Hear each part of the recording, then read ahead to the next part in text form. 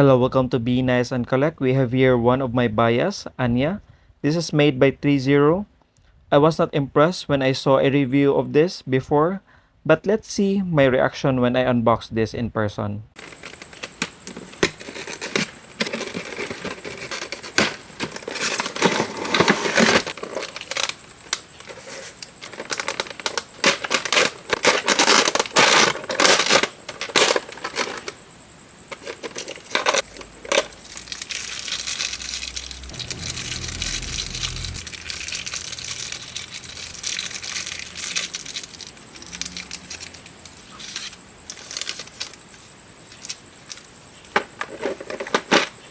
It comes with an instruction card and a warranty card.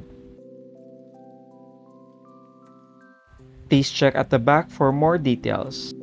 Moving to her accessories, Anya comes with a multiple face expression which she commonly uses in the anime.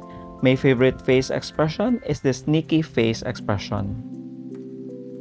I also love this shocking face expression.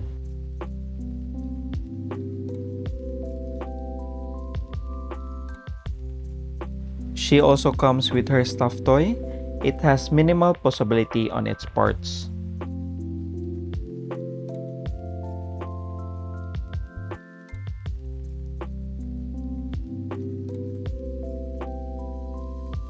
Apart from those, it comes with multiple hand gestures. You also have extra hand pegs. Now for the main figure, it exceeded my expectation when I saw the main figure and move its joints.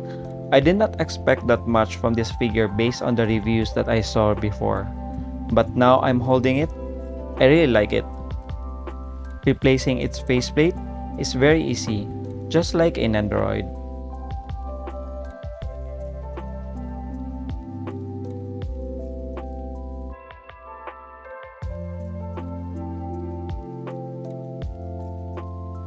For her school uniform, the details are on point.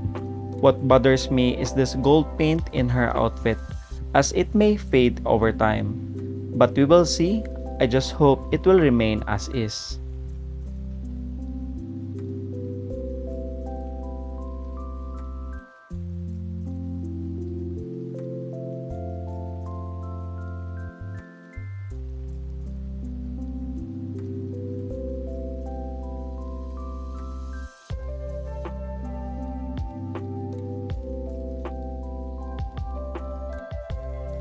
Anya is wearing a black shorts underneath, a nice stretchy long socks, and a shiny shoes.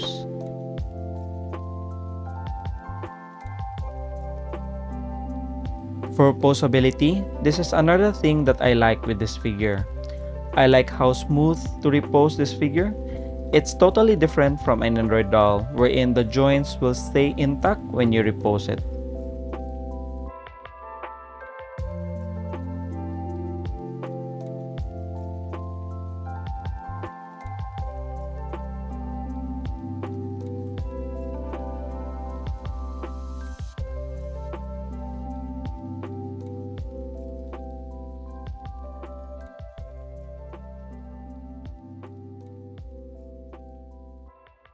Just to give a comparison with an Android that is on the right, you will see they have similarities except the Android is much more chibi.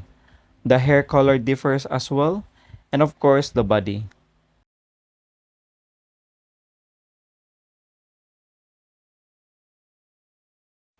Here are some photos. I really enjoyed taking photos of Anya.